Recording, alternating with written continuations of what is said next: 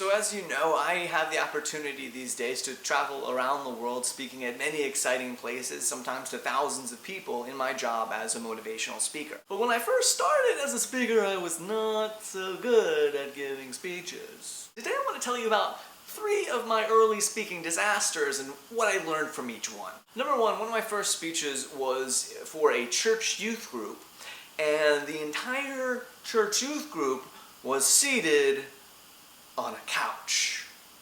Not just a couch, I'm pretty sure it was like a love seat. I treated this speech as if there were like 10,000 people there. I paced around the room in front of the couch and I was like, you have to have goals in your life! Like literally as if I was in an arena with thousands of people.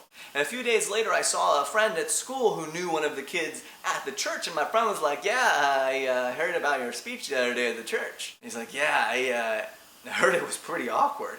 And I was like, really? It's awkward? What?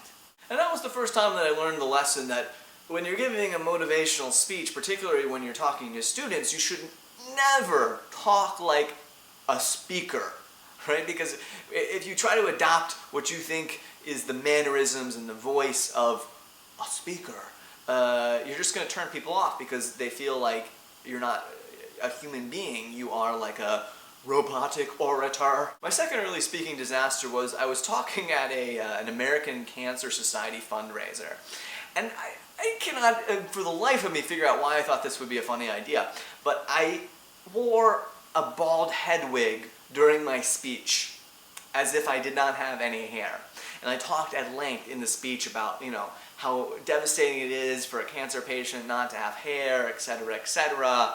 And then at the end, with a dramatic flourish, I was like, and I'm so grateful that now I do have hair! And I ripped off the bald head wig and I was like, ah! And I expected the crowd to be like, wow, it's amazing, it's hair! When in fact the crowd was just like, what is happening? Worst idea ever.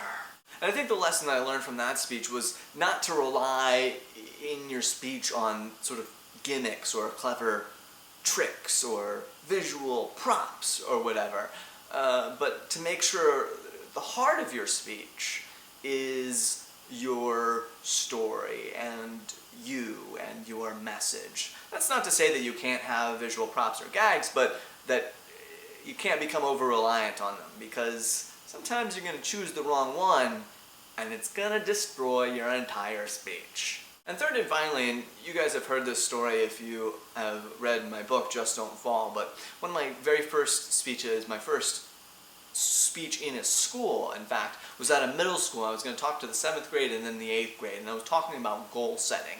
And literally, this was my message as far as goal setting, that you need to set goals because, and I quote, you might die in a car accident on the way home from school without living your life to the fullest.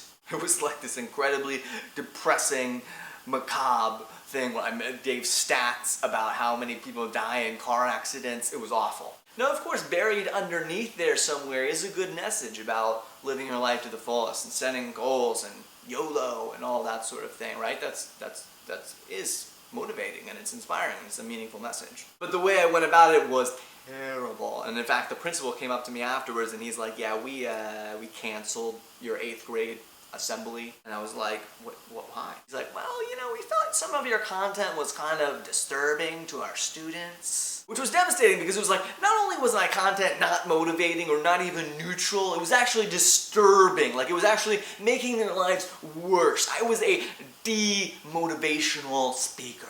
And I guess what I learned at that speech, and maybe this was the most important lesson I learned, is that your job as a speaker is not to scare people into certain behavior. It's to inspire them. I wanted to share these stories with you because I think that here's the important thing. If you want to come out on top, you have to go in at the bottom. And a lot of times we always think that there's some shortcut, or if we knew the right person, or if we were this or that, we could just get right to the top, but that's just not the way it is in life. If you want to come out on top, you have to start in the bottom, and you have to be willing to do the work that it takes. Alright, thanks for watching. We should hang out sometime.